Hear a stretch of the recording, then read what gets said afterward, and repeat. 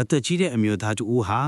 မြေပြင်ကနေရွှေအပိုင်းအစတွေကိုကောက်ယူနေတယ်။သူဟာနောက်ဆုံးရွှေအပိုင်းအစကိုဆွဲယူလိုက်တဲ့အခါသူ့လက်ထဲမှာဖွက်ထားတဲ့ကြောက်ခဲတစ်လုံးကိုတိတ်တဆိတ်ကောက်ယူလိုက်တယ်။အဲ့ဒီအချိန်မှာအရာရှိကသူ့ကိုပြတ်တက်ဖို့အမိန့်ပေးလိုက်တယ်။ အဲ့ဒီအဖိုးကြီးဟာကြောက်ခဲကိုမြေမြုံမိုင်းစီအမြန်ပစ်လိုက်ရာပောက်ကွဲမှုဖြစ်ပေါ်သွားတယ်။အရာရှိကထိတ်လန့်သွားပြီးသူ့စစ်သားတွေကိုရှေ့တက်ရက်ပြစ်ထုတ်ပြောလိုက်တယ်။ဒါပေမဲ့မထင်မှတ်ထားတဲ့အရာတစ်ခုဖြစ်လာတယ်။အဖိုးကြီးကတနတ်ကြီးစံအလုံးကိုကာကွယ်ဖို့အတွက်တတူအိုကြီးတစ်ခုကိုတုံးလိုက်တယ်။ကပတိန်အမေရိကတောင်အထင်ကြီးပြီးမင်းကတကယ်ကိုတမျိုးပဲလို့ပြောလိုက်ရလောက်တယ်။ အဖူကြီးတေလောက်ပြီလို့ထင်ပြီးအရာရှိကပြစ်ခတ်မှုကိုရပ်လိုက်ကစစ်သားတအုပ်ကိုတွားစစ်ခိုင်းတယ်။ဒါပေမဲ့စစ်သားမချင်းကတ်ခင်မှာပဲမြေမြုံမိုင်းတစ်ခုပြန်တက်လာပြီးပေါက်ကွဲသွားရာစစ်သားဟာချက်ချင်းတေဆုံးသွားခဲ့တယ်။အဲ့ဒီနောက်အရာရှိက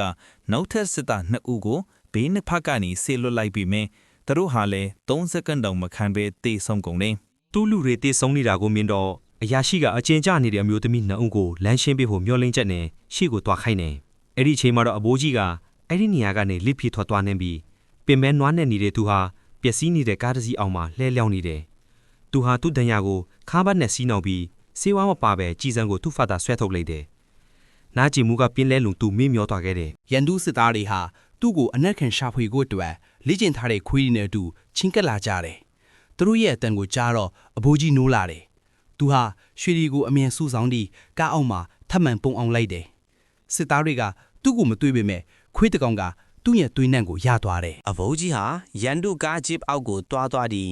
ဓာတ်နဲ့စီတိုင်ကြီးကိုဖျက်ထုတ်ကာဓာတ်စီတွေသူ့ကိုယ်ပေါ်လောင်းချလိုက်တယ်။ဒီလိုလုပ်လိုက်ရင်သူ့ရဲ့အနံ့ကိုဖုံးနိုင်မယ်လို့သူထင်ခဲ့ပေမဲ့ဒါဟာအမှားတစ်ခုဖြစ်သွားတယ်။ခွေးကဓာတ်စီနံ့ကိုပါရသွားပြီးဟောင်းတယ်။စစ်သားတွေကကားကိုရက်ပြီးအဲ့ဒီနေရာတစ်ဝိုက်ကိုရှာဖွေကြတယ် အခွေကြီးရတာကိုမြင်တော့အဘိုးကြီးဟာမျက်စီကိုပြေးသွားတယ်။ဒါပေမဲ့ခွေးကသူ့ကိုထပ်ပြီးတွေ့သွားပြန်တယ်။စနိုက်ပါသမားတူကသူ့ချက်တော်ကိုပစ်လိုက်ပြီးအရာရှိကသူ့ကိုအရှင်ဖမ်းမှုအော်ဟစ်လိုက်တယ်။ခွေးကသူ့ကိုလိုက်လာပြီးမြင်အဘိုးကြီးကအေးဟစ်စစ်စစ်မိကြီးကိုချစ်ပြီးသူ့ကိုသူမီးရှို့လိုက်တယ်။ ခွေးဟာလောင်ကျွမ်းနေတာကိုမြင်တော့ကြောက်လန့်ပြီးရပ်တန့်သွားတယ်။အဖိုးကြီးကပြေးပြီးမြစ်သေးခုန်ချလိုက်တယ်။စစ်သားတွေကသူ့ကိုပစ်ခတ်ကြပေမဲ့သူရေထဲကိုဝင်ရောက်သွားနိုင်ခဲ့တယ်။သူတဲလာတဲ့ရွှေတွေလေးလွန်းလို့သူဟာနစ်မြုပ်ပြီးပျောက်ကွယ်သွားခဲ့တယ်။စစ်သားတွေကရေမကူးတတ်လို့သူ့နောက်ကိုမလိုက်နိုင်ခဲ့ဘူး။ နာယီဝကြာပြီးနောက်အဘိုးကြီးဟာလေရှူဖို့ရေပေါ်ကိုပြန်ပေါ်လာတယ်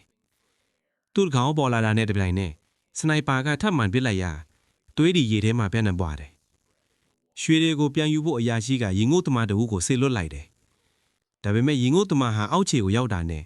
အဘိုးကြီးကသူ့လက်ပင်ကိုဓာတ်နဲ့လီးပြီးသူ့ရဲ့အောက်ဆီဂျင်ဘူးကိုယူလိုက်တယ် လှေပေါ်ကစစ်သားတူကဒီအဖြစ်ပလက်ကိုမြင်ပြီးထိတ်လန့်သွားတယ်။သို့တော်လည်းအရာရှိကနောက်ထပ်လူတွေကိုရေငုပ်ဖို့အမိန့်ပေးပြန်တယ်။ဒါပေမဲ့20စက္ကန့်အတွင်းမှာပဲရေတွေကအနီရောင်ပြန်ဖြစ်သွားတယ်။တုံလုံးခြောက်ချားသွားတဲ့စစ်သားတွေဟာ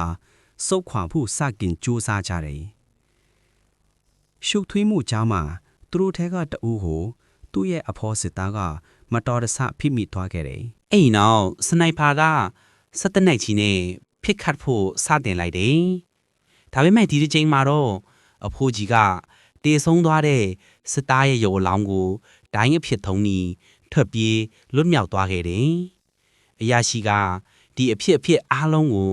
ထိတ်လန့်တကြားကြည့်နေခဲ့တယ် အဲ့ဒီအချိန်မှာပဲအဘိုးကြီးရဲ့အိမ်မွေးခွေးပြန်ရောက်လာပြီးအရာရှိကစိတ်ကူးတစ်ခုရလိုက်တယ်။ဒီခွေးကိုအသုံးပြုပြီးအဘိုးကြီးကိုခြေရာခံဖို့ပဲဖြစ်တယ်။ ဒီစကားလေးကို Burmese Fan Application လေးမှာအခမဲ့ကြည့်ရှု download လုပ်နိုင်ပါတယ်